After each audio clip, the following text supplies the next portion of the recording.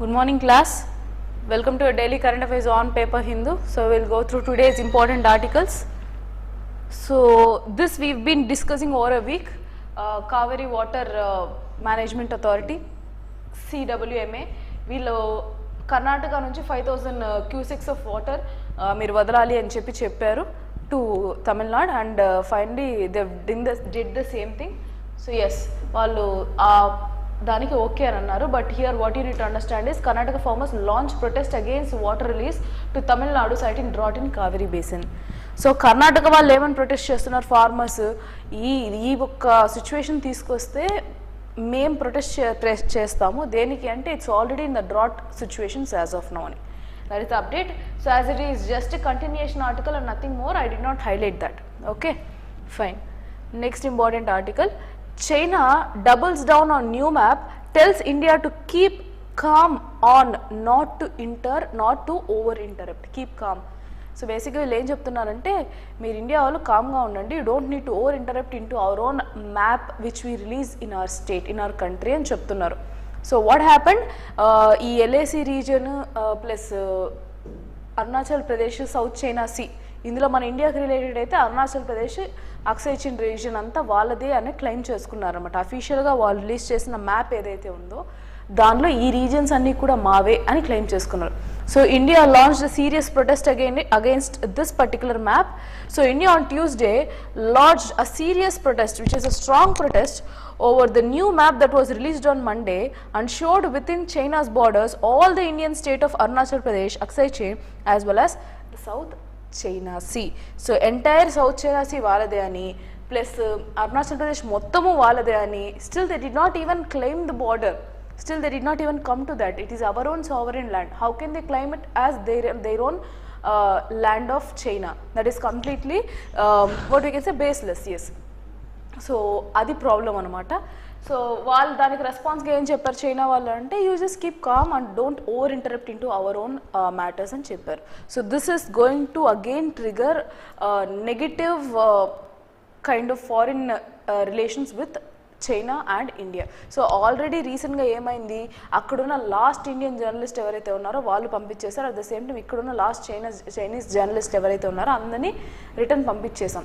So we're still under that tussle between India and China. So it's not still working out with both of the countries except with the term of trade జరుగుతూనే ఉంటుందండి. Trade సంగతి పక్కన పెడితే bilateral relations అనేది still they are under stake. So it is still under issue and this triggered a lot again. So మళ్ళీ ఇది ఎక్కడ గొంగలు వేసింది అక్కడే అన్నట్టుగా ఇంకా ట్రిగర్ చేస్తుంది మనల్ని. Okay fine. Will go with the next article.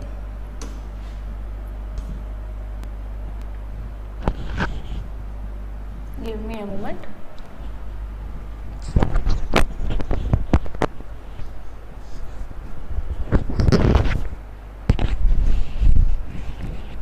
Yes.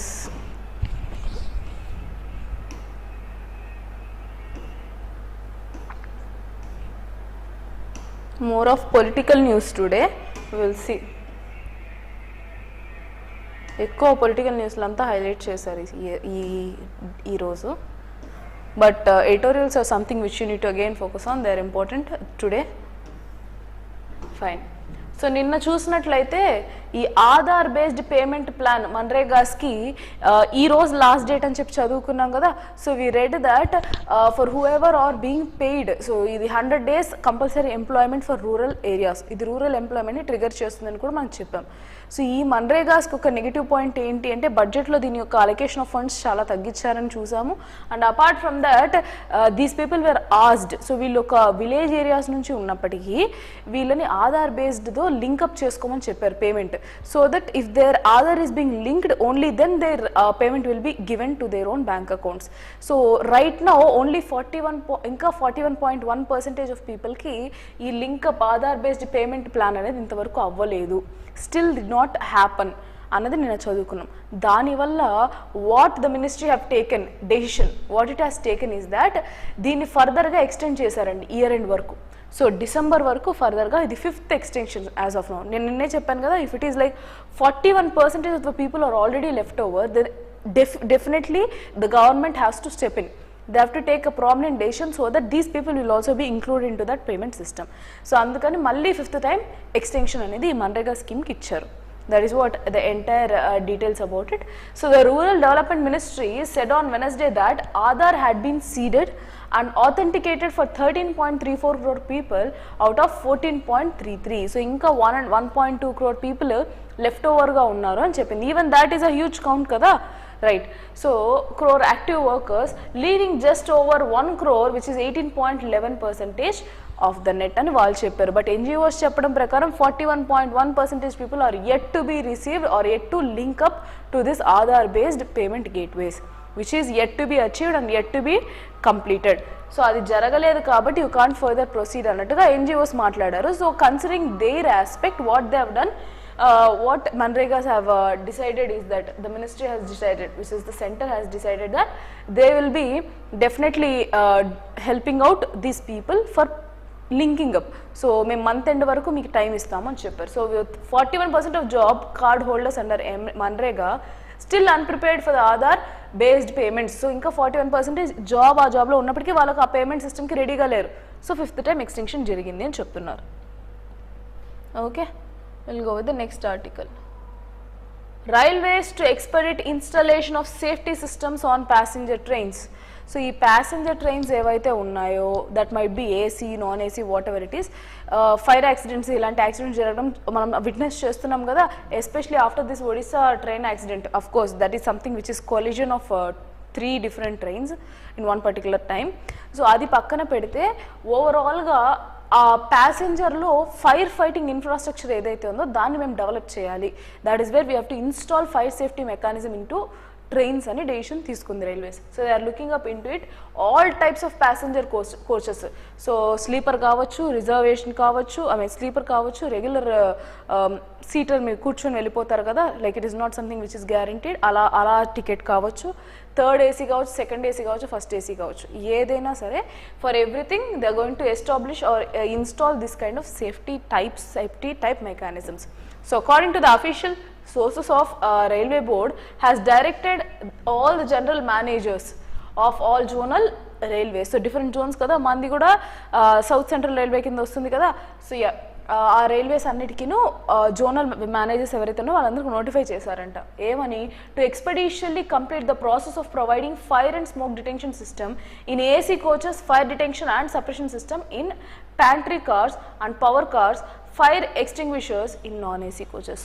So non AC కోచెస్లో ఏమో fire extinguishers, fire detention system, AC కోచెస్లో fire detention system, smoke detention system, fire suppression కోసం యూజ్ చేసే ఇన్ఫ్రాస్ట్రక్చర్ ఇవన్నీ కూడా ఎస్టాబ్లిష్ చేస్తాము.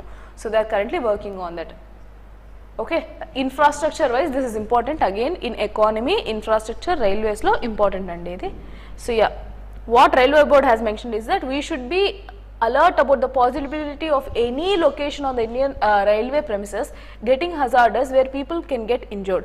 The safety related issues specifically arise out of rains or waterlogging in colonies. Work sites and circulating areas must be addressed. So చుట్టుపక్కల ఉన్న areas కూడా ఎఫిషియెంట్గా మేము మెయింటైన్ చేయగలగాలి. Different kinds of safety measures అనేది మేము ప్లాన్ చేసుకుంటాము అని రైల్వే యొక్క బోర్డు చెప్పిందన్నమాట. Chairperson of railway board have mention, right.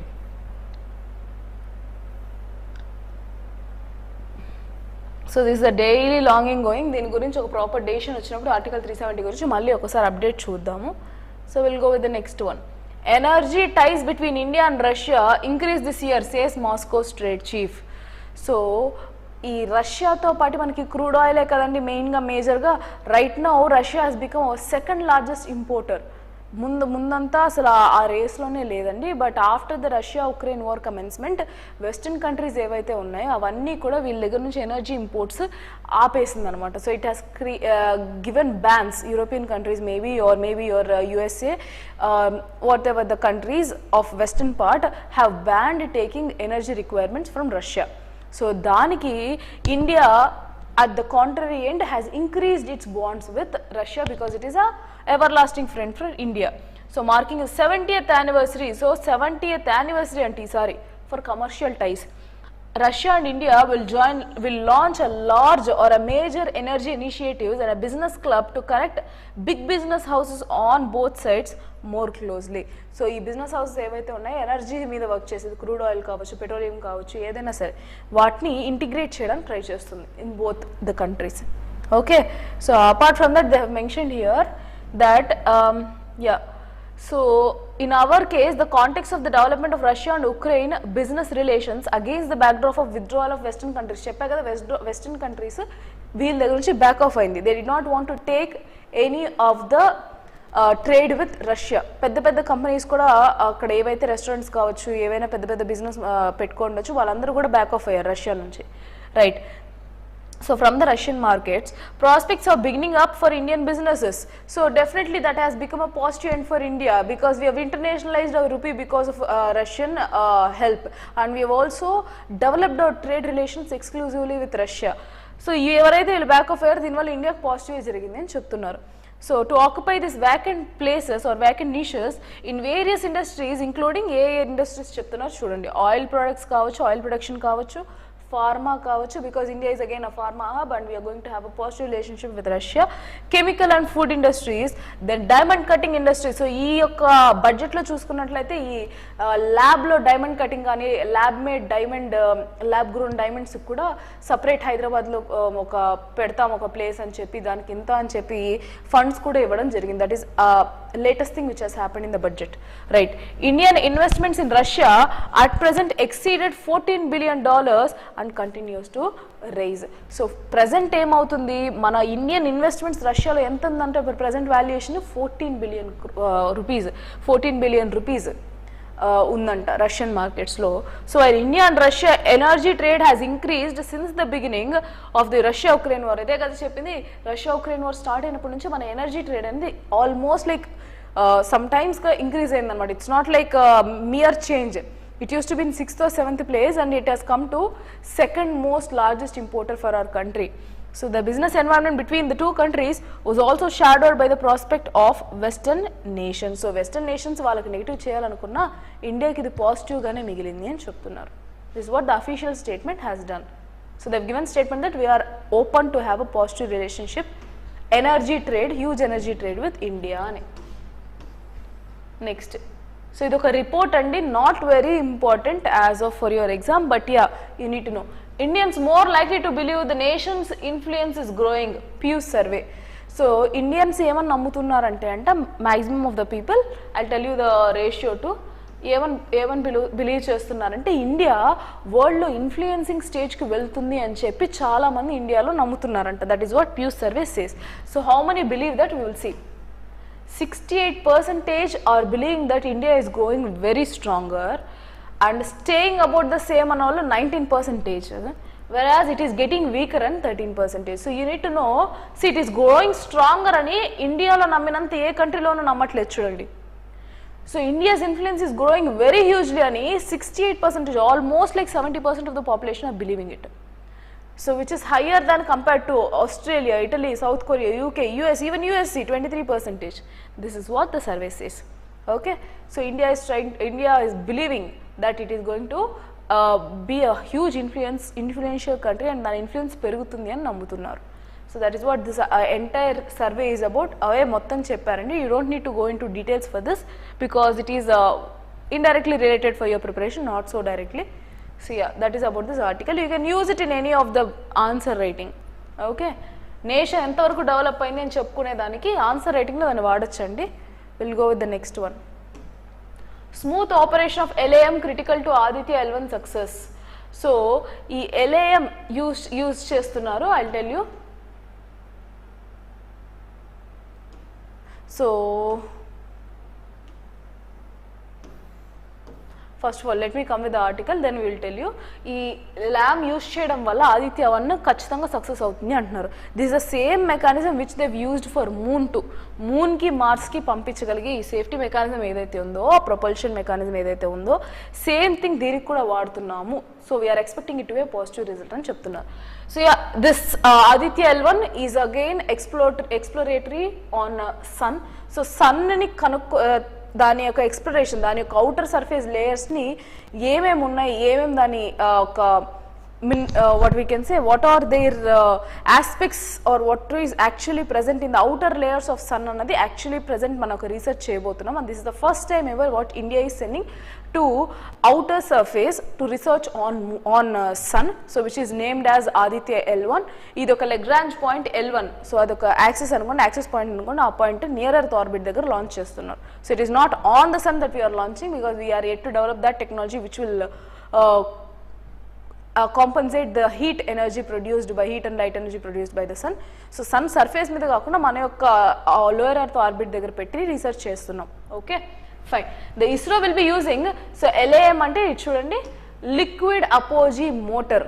So ఇదే మోటార్ మార్స్కి మూన్కి పంపించడానికి కూడా వాడారు, ప్రొపల్షన్ లాగా motor, identical to the one which is used in the moon and Mars, which I told you, says LPSC chief. The motor will be shut down for the best part of 4-month journey.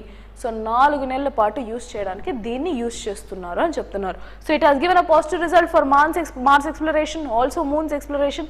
Same thing, same motor is being used here in sun's exploration also. Okay, so 4 months వరకు use అయ్యేలాగా ఇది చేస్తున్నారండి. So small but powerful engine going by the acronym LAM, so which is your liquid apogee motor, will have a crucial role to play in the Aditya L1. So the successful operations of LAM short for a liquid apogee motor is vital for ISRO's plan to place Aditya spacecraft in a hollow orbit at Lagrangian point 1. So a hollow orbit lo Lagrangian point L1 దగ్గర place చేయడానికి ఈ యొక్క LAM అనేది చాలా crucial అని చెప్తున్నారు. So what they are going to do, ఈ L1 ఏదైతే ఉందో, ఆదిత్య L1 ఏదైతే ఉందో అది ఏం చేయబోతుంది, unit to understand. So coronagraph of Aditya L1 will send 1440 images of sun. So ఇన్ని ఇమేజెస్ పంపిస్తుంది అనమాట to analyse what is actually happening. So will see the visible emission line chronograph, which is VELC, the primary payload of India's first detected scientific mission Aditya L1 to study the sun. So sun చదివేదానికి ఇది first, to understand the sun, to study the sun, this is the first ever mission which India is sending up to the space. So ఇందులో install చేయబడిన payload అంటే ఆ సెంటర్లో ఉంటుంది కదా, which is actually the mission మోటోని fulfil చేయగలిగే instrument అనమాట. సో ఈ పేలోడ్లో ఉన్న ఇదేం చేస్తుంది, 1440 ఇమేజెస్ అయితే పంపిస్తుందంట సన్ని to the ground stations. The VELC developed by Indian Institute of Astrophysics, Bengaluru, will be able to observe the corona అంటే మనకు వచ్చిన కరోనా కాదండి, అవుటర్ రింగ్ ఒకటి వస్తుంది, సన్ చుట్టూ ఒక రింగ్ వస్తుంది, దాన్ని కరోనా అంటారు. లేయర్స్, డిఫరెంట్ లేయర్స్ అనుకోండి. సో ఇది సన్ అనుకోండి, దాని చుట్టూ ఇలా ఫామ్ అవుతుందండి, ఇది కరోనా అని అంటారు దాన్ని, అవుటర్ సర్ఫేస్. ఓకేనా. So corona continuously from the Lagrange point L1 of the sun and earth system, which is about 1.5 million kilometers from earth. 1.5 million kilometers అది ట్రావెల్ చేస్తుంది అండ్ ఇన్ని ఫిగర్స్ ఈ Lagrange పాయింట్ దగ్గరికి reach అవుతుంది అని అంటున్నారు. Okay, so yes, Aditya L1 is scheduled to be launched by ISRO from the Satish Dhawan Space Center in Sriharikota 11:50 on Saturday. Second, ఈ Saturday దీన్ని లాంచ్ చేస్తారు. We will also have that live. Okay, live చూద్దాం. Yes, so that is about this particular article. Will go with the next one. 125 days పడుతుంది, 120 to 125 days పడుతుంది జర్నీకి అని కూడా మనం తెలుసుకున్నాం, because it has to travels 1 million kilometers కదా. So yes,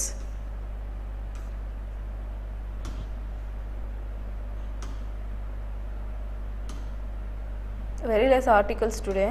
We will see. I think you have 2 more explanatory articles. We'll go with that and we can wind up.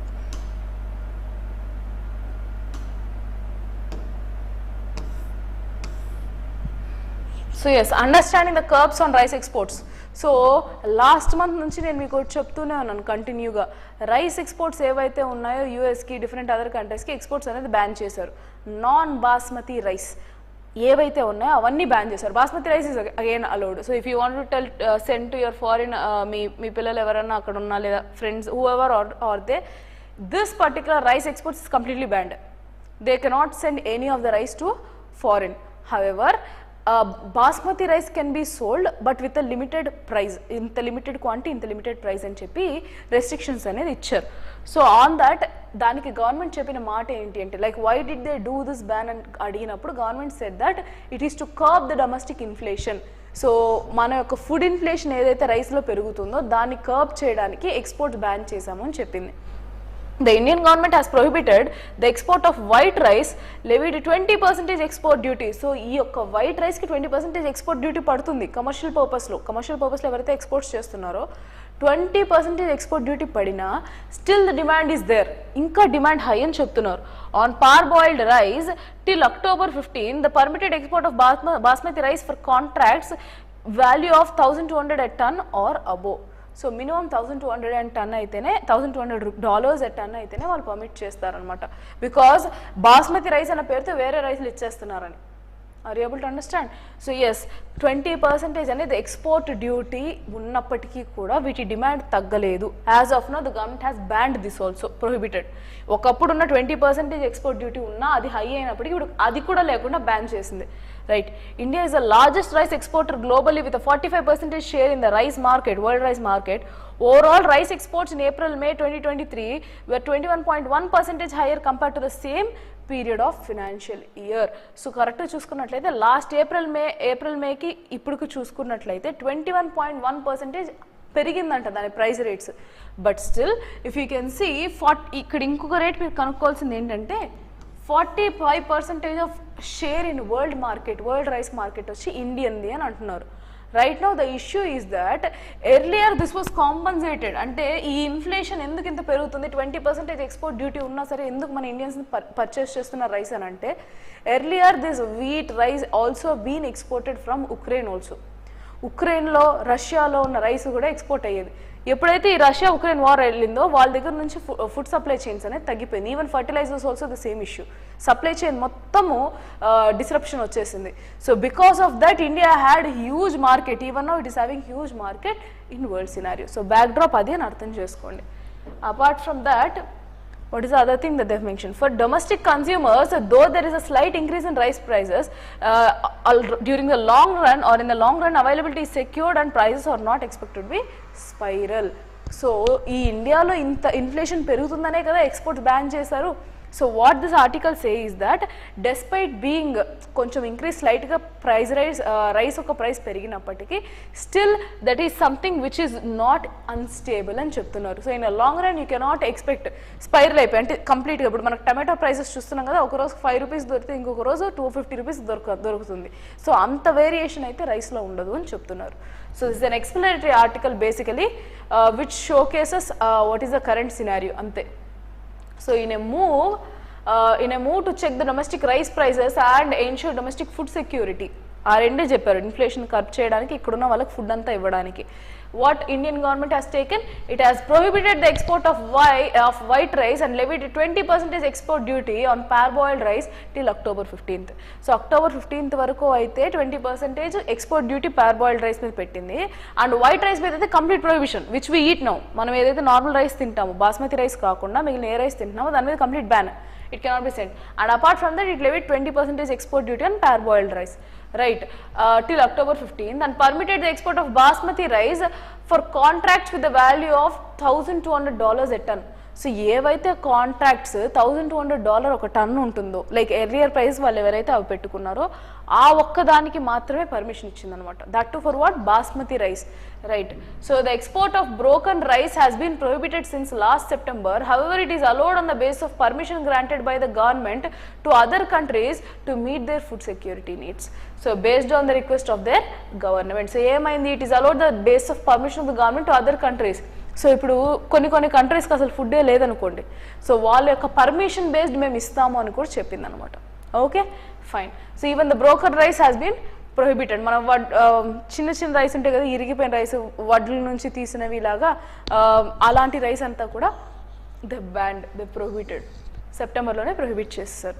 So that will be prohibited since last September 2022 September నుంచి. So what is the rice production estimate? ఎంత ఉంది actually, ఎంత ఉంది మన ఇండియాలో? So according to department of agriculture and farmers welfare, rabi సీజన్లో 22-23లో rice production was 13.8% less at 158.95 lakh tons against 184 lakh tons during rabi 21-22. దీనికి రెండు రీజన్స్ మెయిన్. ఫస్ట్ థింగ్, ఫార్మర్స్కి ఏమో ప్రాపర్ రిసోర్సెస్ ఉండదు, ఇన్ఫ్రాస్ట్రక్చర్ ఉండదు, and also untimely rains. So ఈ El Niño situation రావడం వల్ల ఏమైంది, ప్రజెంట్ ఒక వర్షాలు కరెక్ట్ టైం పడకపోవడం వల్ల వీళ్ళకి రావాల్సిన అవుట్పుట్ ఏవైతే రైస్ ఉందో అది రావాల్సిన దానికన్నా 18% తక్కువ వచ్చింది, సారీ 13.8% తక్కువ వచ్చింది. This is also one of the major reasons why inflation in food especially in rice పెరుగుతుంది అని.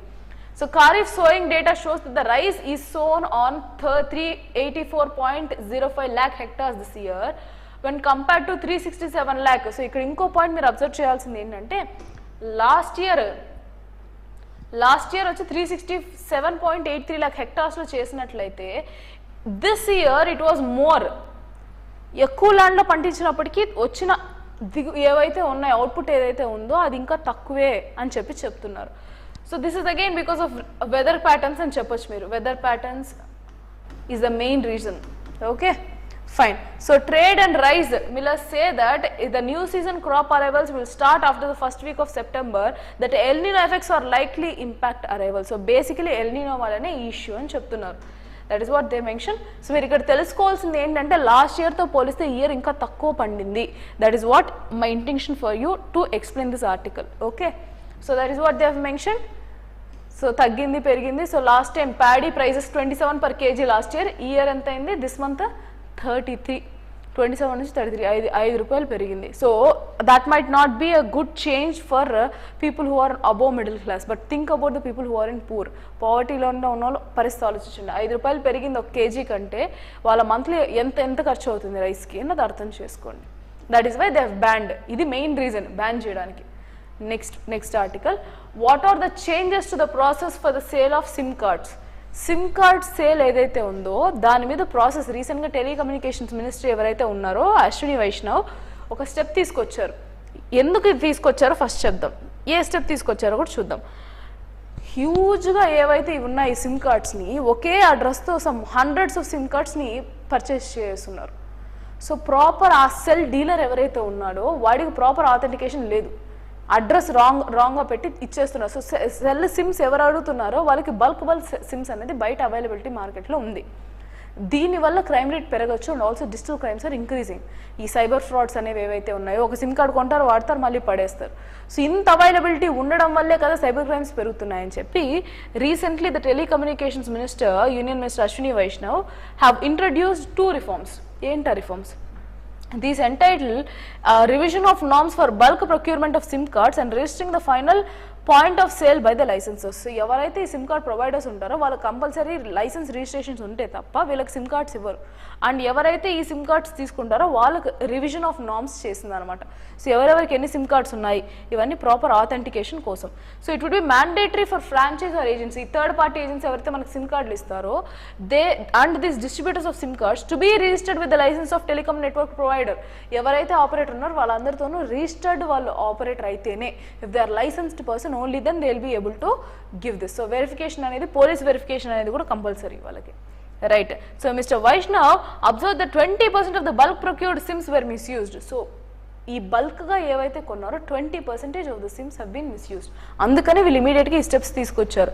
In the gives of bulk connections a lot of SIMs would be procured and then would make automated calls using a SIM box. So వీళ్ళు ఏం చేస్తున్నారు, bulk SIM cards తీసుకుంటారు, ఇన్ని SIM numbers ఉన్నాయి ఉండడం వల్ల ఏం చేస్తారు, ఆటోమేట్ చేస్తారు messages. So how many people they can trigger and target, that is what the issue. So ఆ ఇష్యూని కర్బ్ చేయడానికి వీళ్ళు ఈ స్టెప్స్ అనేది తీసుకున్నారు. So in order to prevent the misuse of printed Aadhaar, the provisions mandate that demographic details would be required by scanning the QR code of the printed Aadhaar, and subscribers would also have to undergo the entire KYC procedure for replacing their SIM for a period of 24 hours, and outgoing and incoming SMS facilities will be barred. So వీళ్ళు ఏం చెప్తున్నారు, ఒక సిమ్ని ఇంకొక సిమ్కు మార్చుకునేటప్పుడు కూడా verification process ముందున్నంత ఈజీగా ఉండదు. ఎవరైతే కొంటారో వాళ్ళు KYC know your company know your customer procedure అనేది ఫాలో అవ్వాల్సిందే. Then for replacing their SIM and period of 24 hours వరకు work outgoing incoming services కూడా ఇవ్వరు. So that is what you need to know. 24 hours period వరకు and ఈ యొక్క incoming outgoing from SMS services ఏవైతే ఉన్నాయో ban చేస్తారు అని చెప్తున్నారు. This is all to protect the customer అండి, అంతే. ఈ సైబర్ ఫ్రాడ్స్ అనేది పెరిగిపోతున్నాయి. You still did not witness this going very huge. So అది తగ్గించుకోవడానికి they have come with this particular procedure అనమాట. So that is what they have mentioned entirely in this particular article. So if you want, you can go through this. I have already posted in the Telegram. So that's it for today. We'll meet again in the tomorrow's session. Thank you.